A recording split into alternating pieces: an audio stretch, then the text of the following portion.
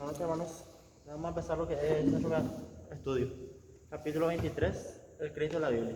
Ya entramos ya en lo que es cristología, el estudio de la vida, la obra, todo lo que tiene que ver con nuestro Señor Jesucristo, ¿verdad? Por eso es cristología. Y entonces vamos a leer la parte introductoria del estudio. El primer párrafo dice: esta sección de la teología sistemática, la cristología, tal vez sea la más intimidante, pero es una de las secciones más ricas de nuestro estudio. Aquí nos enfocamos en la persona y la obra de Cristo mismo. Es importante que nuestra fe se llame cristianismo, porque nuestra atención está enfocada correctamente en aquel que nos ha redimido. Cualquier estudio de la persona de Cristo solo puede ser introductorio, porque el retrato de Jesús en la Biblia es tan profundo que desafía la habilidad humana para entenderlo completamente. Ya de una manera muy amplia ahora la introducción, esa primera parte nomás, para enfocar la atención en lo que es nuestro Señor Jesucristo, Cristo mismo.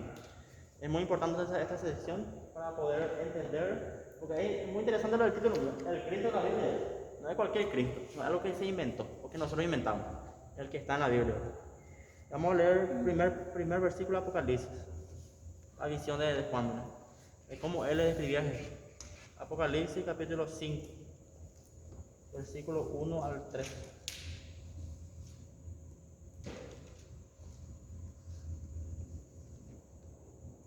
Si alguien puede leer Apocalipsis capítulo 5, versículo 1 al 3. Sí. Y vi en la mano derecha del que estaba sentado en el trono un libro escrito, por dentro y por fuera, sellado con 7 sellos. Y vi a un ángel fuerte que pregonaba a gran voz: ¿quién es digno de abrir el libro y desatar sus sellos? Y ninguno, ni en el cielo, ni en la tierra, ni debajo de la tierra, podía abrir el libro, ni aún mirarlo. Es una primera parte de la visión de Juan, donde el contexto dice el rollo del cordero. Después sigue diciendo: en la visión que Juan tiene del cielo, el veredicto está a punto de ser pronunciado. Y una gran voz dice: ¿quién es digno de abrir el libro? Juan se llena de expectativa, porque quiere ver quién dará un paso al frente, quién ha sido declarado digno. Y sigue con el versículo 4 al 7.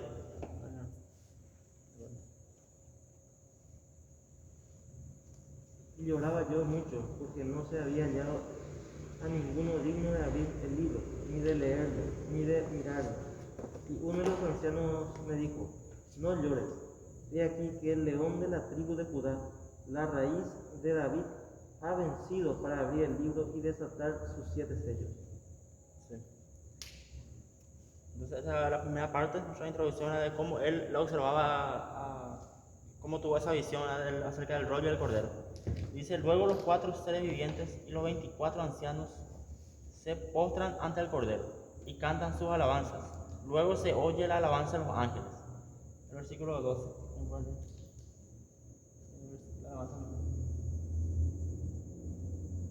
El versículo 12 es Apocalipsis 5. Digno es el cordero que fue inmolado de recibir el poder, la riqueza, la sabiduría, la fortaleza, la honra, la gloria y la alabanza. Voy a leer todo esto y después explicamos esa primera parte. Dice: podemos observar los cambios de estado de ánimo de Juan a lo largo de esta secuencia. Está emocionado porque alguien va a venir y abrir el libro.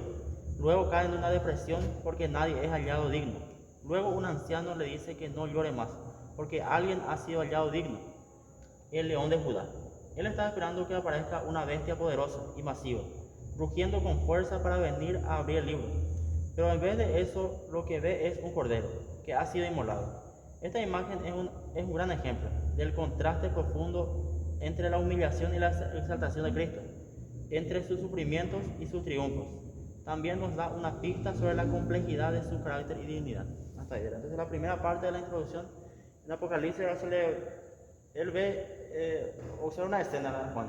Tiene esa experiencia, ese privilegio de poder ver acerca de los rollos, del libro que nadie podía abrir, nadie era digno. Entonces, humanamente, ¿verdad? Cuando se le dijo el león de la tribu de Judá, él esperaba a alguien fuerte, alguien diferente, como explica acá. Pues, sin embargo, la Biblia al menos no dice que Jesús es el Cordero de Dios. Inclusive en los evangelios decía: el Cordero que quita el pecado del mundo es el Cordero de Dios. Acá dice el Cordero que fue inmolado, un Cordero sin mancha, perfecto. Entonces se presenta de esa manera Jesús, y Él es digno. Una parte decía: He aquí el león de la tribu de Judá, la raíz de David. Justamente estudiamos eso en la pasada, acerca de los pactos, ¿verdad? Cuando Dios hizo el pacto con David, el pacto davídico, que hizo que de su descendencia venía el Cristo, y se cumplió eso. Por eso dice la raíz de David. Ha vencido para abrir el libro y sus 7 sellos. Es un misterio, que solamente Jesús pudo vencer. Él venció la muerte, él cumplió la profecía, como estaba escrito en los profetas, se cumplió en su vida. Entonces, acá el apóstol San Juan, él tuvo ese privilegio de ver eso, esa escena, y preguntar a los ancianos. Y él humanamente lloraba, ¿verdad? Porque no sabía,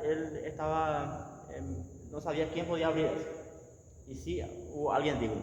Por eso los ángeles cantaban en esa parte donde decía, digno es el Cordero, que fue inmolado, de recibir el poder, las riquezas, la sabiduría, la fortaleza, la honra, la gloria y la alabanza. Los ángeles sí le adoran a Jesús. Justamente en Hebreos también vimos la vez pasada que Jesús es más superior que los ángeles, más superior que Moisés. Y él es digno de recibir toda alabanza, como está expresando acá los ángeles mismos. Toda alabanza, toda honra, toda gloria, todo eso. Entonces, esa es como introducción a lo que es Jesús. Por eso la última parte decía, también nos da una pista sobre la complejidad de su carácter y dignidad. Es muy complejo, ¿verdad? Pero es importante saber. Podemos saber mucho de Jesús por los evangelios, por lo que la Biblia dice de él. Por eso, primera parte dice Jesús en los evangelios. Los evangelios mismos nos da un retrato biográfico, dice, como explica acá, la vida de Jesús. Vamos a seguir. Dice, ¿por qué le pareció bien a Dios darle al mundo 4 evangelios? ¿Por qué no solamente una biografía definitiva de Jesús? Le agradó a Dios por sus propias razones, darnos 4 retratos biográficos del Señor Jesús, todos mirando su persona y su obra, desde perspectivas ligeramente diferentes. En el Evangelio, entonces sabemos que hay 4 evangelios, entonces manejamos los dos, Mateo, Marcos, Lucas, Juan. Estos 4 evangelios nos hablan acerca de Jesús, y acá explica ahora, hacia como una pincelada, a qué se refiere el Evangelio. Dice, en el Evangelio de Mateo se nos presenta una perspectiva judía. Entonces, dependía mucho de la audiencia a quien iba dirigida la carta. Mateo se dirigió más a los judíos. Por eso le presentó a Jesús más como un siervo. Como perspectiva judía. El énfasis está en cómo Jesús cumple un gran número de profecías del Antiguo Testamento. Mateo muestra claramente que Jesús es el Mesías, que había sido prometido desde siglos atrás. Ese es Mateo. El Evangelio de Marcos es breve y casi abrupto en su estilo. Marcos sigue la vida de Jesús mostrando una gran llamarada de milagros por todo el territorio de Palestina. También está el retrato mostrado por Lucas, el médico.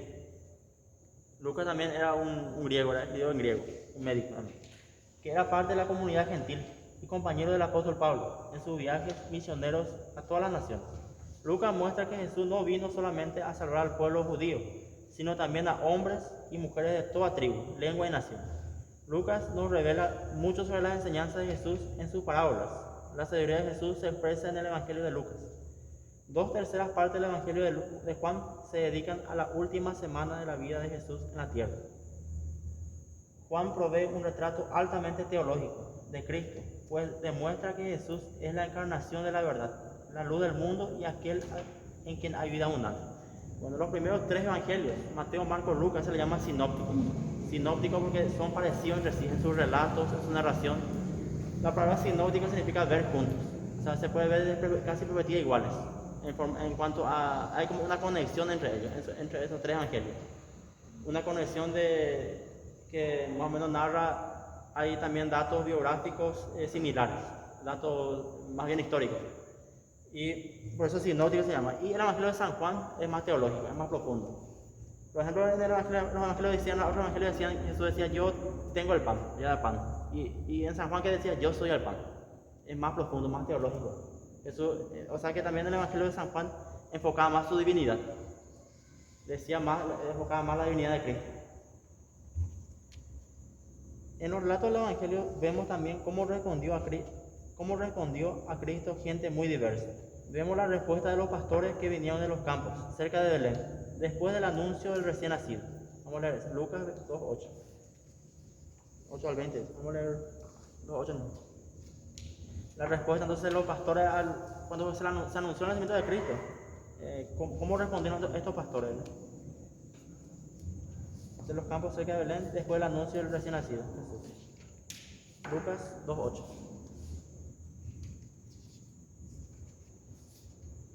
Lucas 8. Había pastores en la misma región que velaban y guardaban las vigilias de la noche sobre su rebaño. Estos pastores entonces le guió una estrella, conocemos la historia, una estrella que se conoce como estrella de Belén. Ellos fueron guiados por esa estrella y llegaron a donde estaba Jesús. O sea que ellos acudieron al llamado. Es para demostrar nomás cómo la gente respondía cuando a Jesús, ¿verdad? Vemos la respuesta del anciano Simeón, quien llegó al templo cuando Jesús estaba siendo presentado para su dedicación. En esta ocasión, Simeón dijo: ahora, soberano Señor, despide a tu siervo en paz, conforme a tu palabra, porque mis ojos han visto tu salvación, que has preparado en presencia de todos los pueblos. Un poquito más adelante, en el siglo 29 y 31, el mismo libro, Lucas 2. Vamos a leer Lucas 2, 2:29.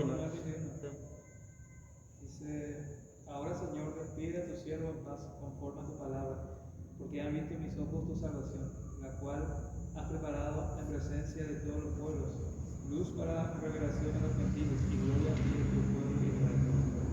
Así es. Este Simeón, este siervo del Señor, él sabía, ¿verdad?, que Jesús era el Mesías, el Cristo. Por eso decía: ahora mi ojo ha visto tu salvación. Sabía que era el Salvador del mundo.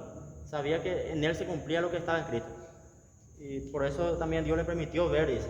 Él reconoció eso. Ahora mis ojos han visto. Dice. Esa fue su respuesta. Después dice: vemos a Jesús como un jovencito sorprendiendo a los doctores en el templo. Dice. Mismo también Lucas 2, 41, cuando Jesús fue hallado en el templo. 41. Lucas 2, 41. Dice: iban sus padres todos los años a Jerusalén en la fiesta de la Pascua. Sí.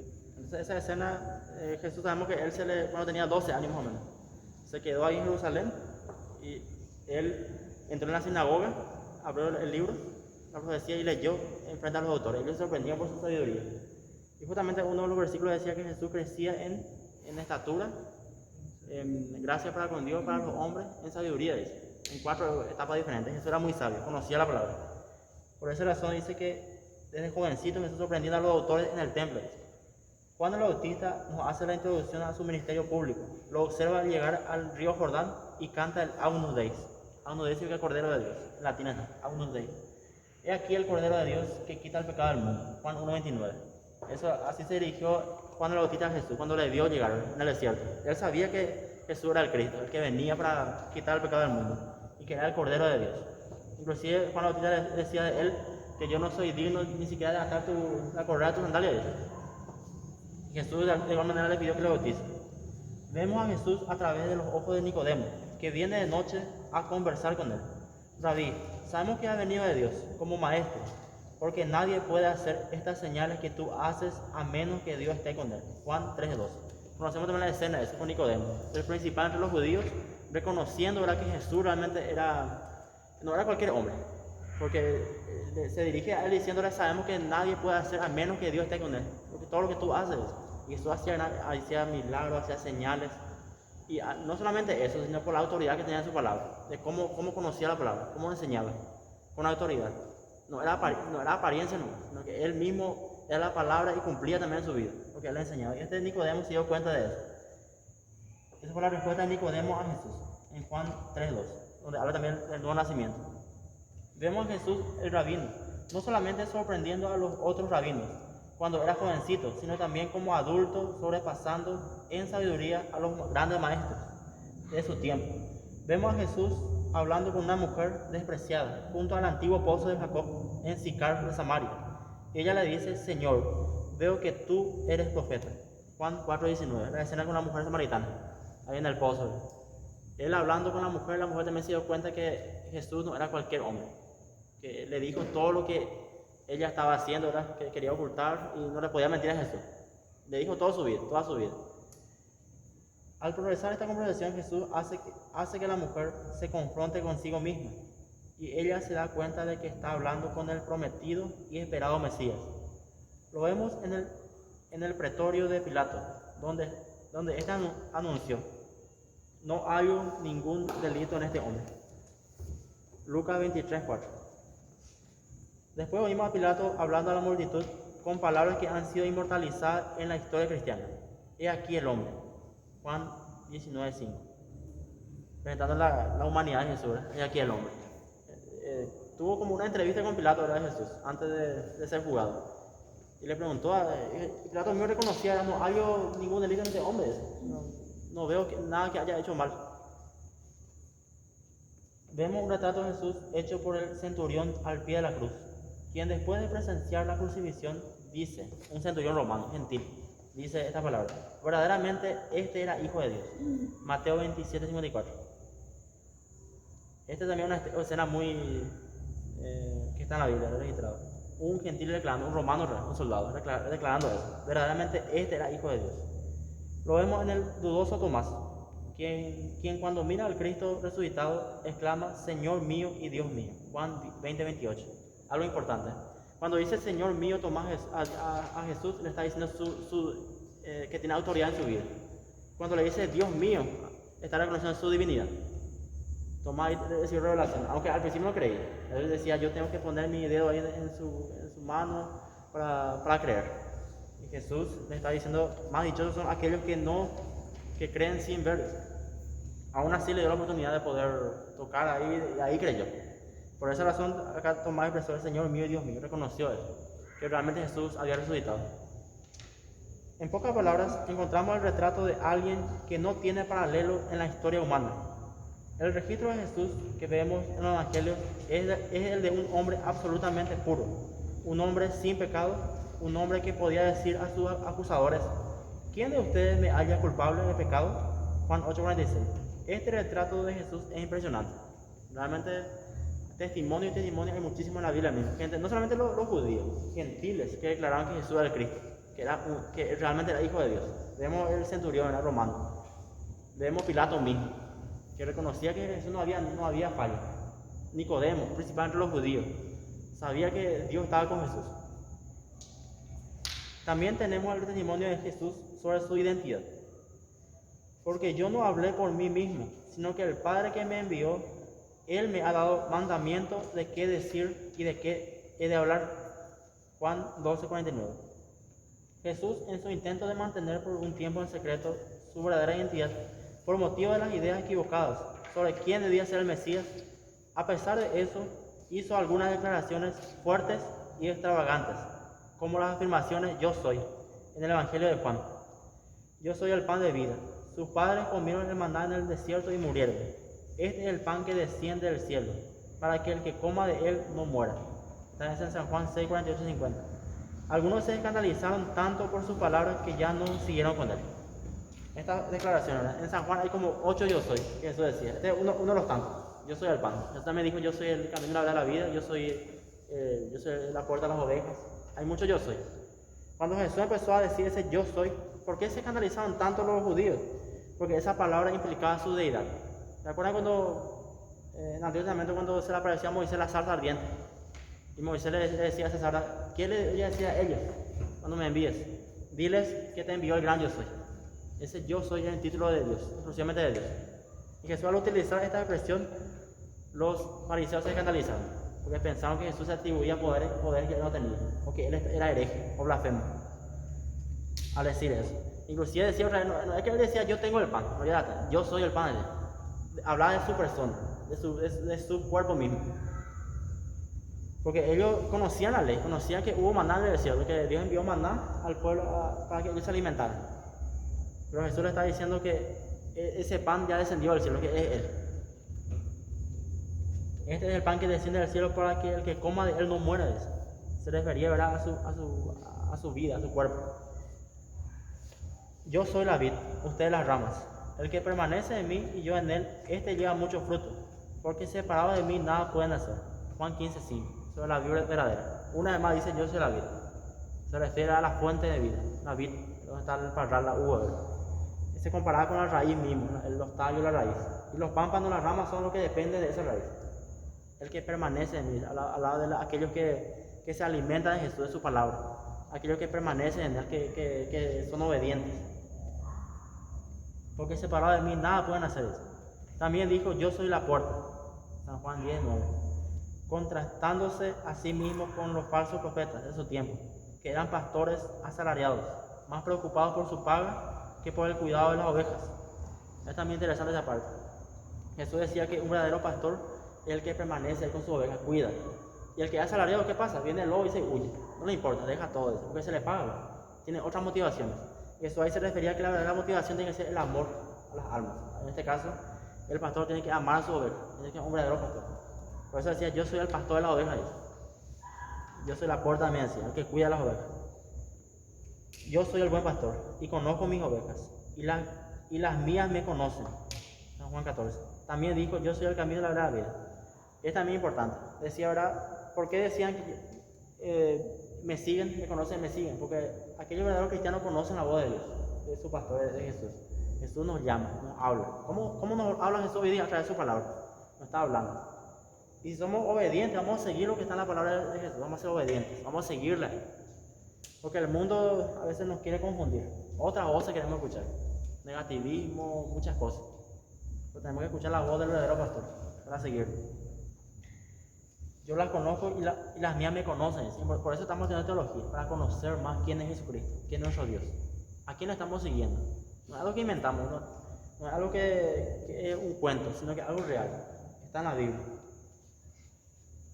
También dijo, yo soy el camino, la verdad y la vida. Ese también conocemos, San Juan 14:6, un versículo muy conocido.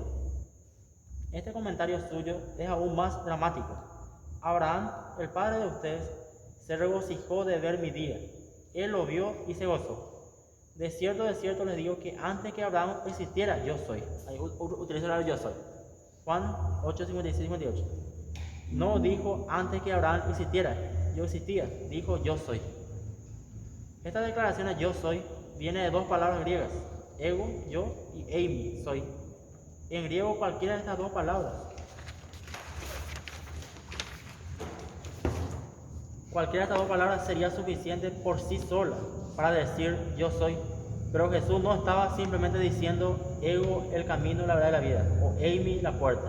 Más bien utilizó ambas, ego, eimi, lo cual enfatizaba el punto que quería expresar.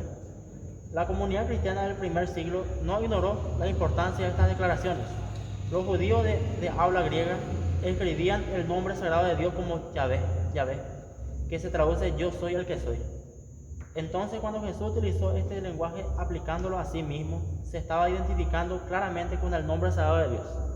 Inclusive ellos casi no pronunciaban el nombre de Dios, los judíos, porque para ellos era sagrado, no pronunciaban por pronunciar. Tomaban muy literalmente donde decía ese mandamiento de no tomarás el santo Dios, el nombre de tu Dios en vano. Tomaban muy en serio, literalmente. Y cuando Jesús decía ese yo soy, ellos se escandalizaron, porque estaban haciéndose a sí mismo como Dios. Para ellos era sagrado ese nombre, a los judíos. Ellos al escribir ese yo soy, o Yahvé, interpretaban como soy el que soy, para ellos. Ellos leían así también. Cuando Jesús decía yo soy, ellos le llamaban atención de eso, a los fariseos, a los judíos que están ahí. ¿Por qué este está diciendo que es de Dios? Le llamaba la atención, de que él se atribuía poderes de Dios. Jesús se aplicaba nada menos que la autoridad de Dios cuando usaba el título Hijo del Hombre, refiriéndose a aquel que viene a la presencia del anciano de días, ascendiendo con las nubes del cielo. Daniel 7:13, donde decía Hijo del Hombre. Usando esa fraseología, Jesús dijo, así que el Hijo del Hombre es Señor aún del sábado. Esa es mi estudiamos. ¿Por qué Jesús aún el sábado, que para los judíos era día de descanso? Igual él sanaba, igual hacía milagros, porque él era el Señor del sábado. Y Marcos 2:28. En el Antiguo Testamento, ¿quién era el Señor del sábado? Dios mismo. Y Jesús decía, yo soy el Señor del sábado. No dijo mi Padre es, o el Dios es, yo soy. En Marcos 2:28. Dios instituyó el Sabbat, o Shabbat, y lo regula. Así que para que Cristo haya dicho que Él era Señor del Sabbat, era porque se estaba identificando con la divinidad. En otra ocasión, sanó a un hombre para que las autoridades sepan que el Hijo del Hombre tiene autoridad para perdonar pecados en la tierra. Mateo 9:6. También Marcos 2:10 y Lucas 5:24. Una vez más, los enemigos de Jesús estaban furiosos porque Jesús estaba haciéndose igual a Dios. Juan 5:18. Todo este que leímos, entonces, habla de Jesús en el Evangelio. Vemos en el Evangelio muchos relatos que habla de eso. De Jesús, lo que Jesús decía a sí mismo, lo que los demás decían de Jesús. se refería como hijo de Dios, otro como Dios mismo, como su discípulo Tomás, Señor mío y Dios mío. Y lo que Jesús decía a sí mismo, lo que él mismo declaraba, que era el Señor de los sábados, que él era la puerta de las ovejas, el gran yo soy. Y más bien, la última parte decía, para que sepan que el Hijo del Hombre tiene autoridad para perdonar pecados en la tierra. Él mismo decía muchas veces, yo te perdono, o tu fe te ha sanado. Él mismo decía directamente, te perdono. Tenía esa autoridad. Y también dice, una vez más los enemigos de Jesús estaban furiosos, porque Jesús estaba haciéndose igual a Dios. Eso es lo que más no le gustaba a él, que Jesús se hacía igual a Dios. Para ellos el nombre de Dios era sagrado, a su manera, como ellos entendían la ley.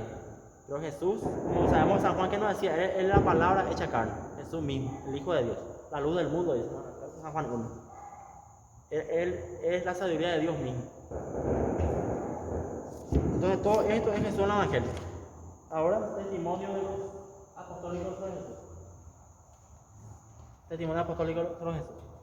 Más allá de lo que encontramos en los retratos de los Evangelios, tenemos el testimonio apostólico.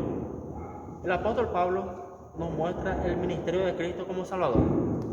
Él explica la expiación y cómo Cristo es nuestro mediador, que completó por nosotros la redención. El retrato de Cristo también se complementa en las cartas de Pedro y Juan y en la epístola de los Hebreos, donde Cristo se muestra como el resplandor de su gloria y la expresión exacta de su naturaleza. Hebreos 1.3, vamos a leer. Hebreos 1.3.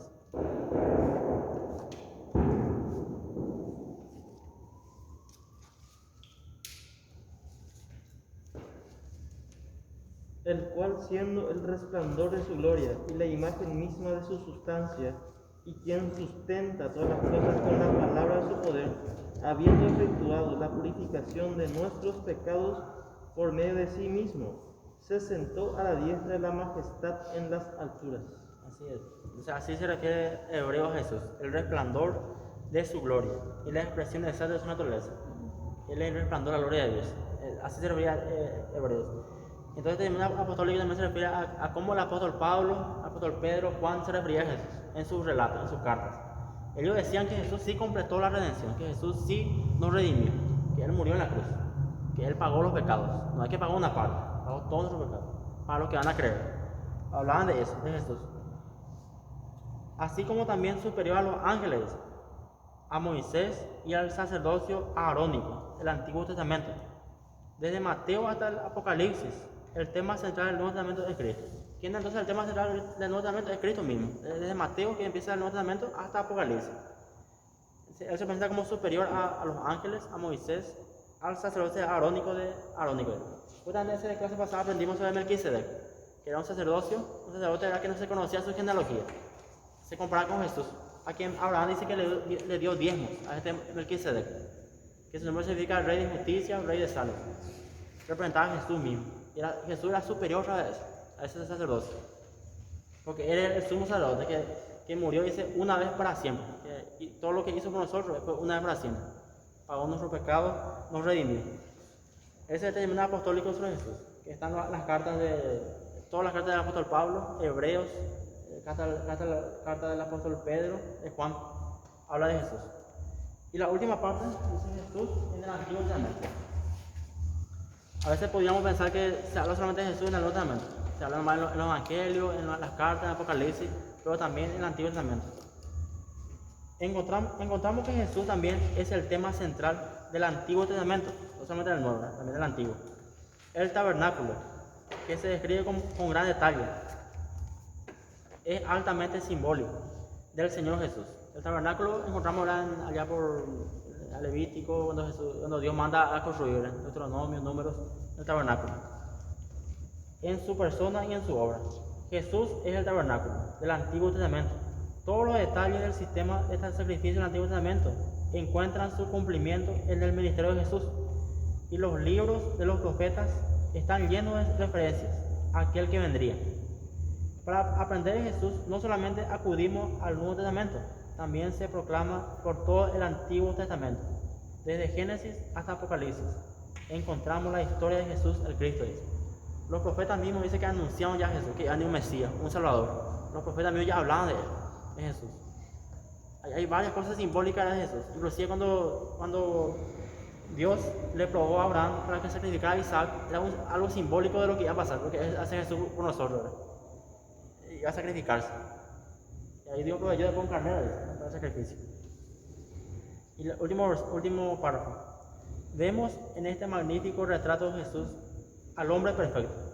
Pero no solamente eso, vemos a aquel que de hecho es Dios con nosotros. Por eso decía Emmanuel, su nombre se llama Emmanuel, significa Dios con nosotros. También era el nombre de Jesús Emmanuel. Era Dios con nosotros. Dios encarnado.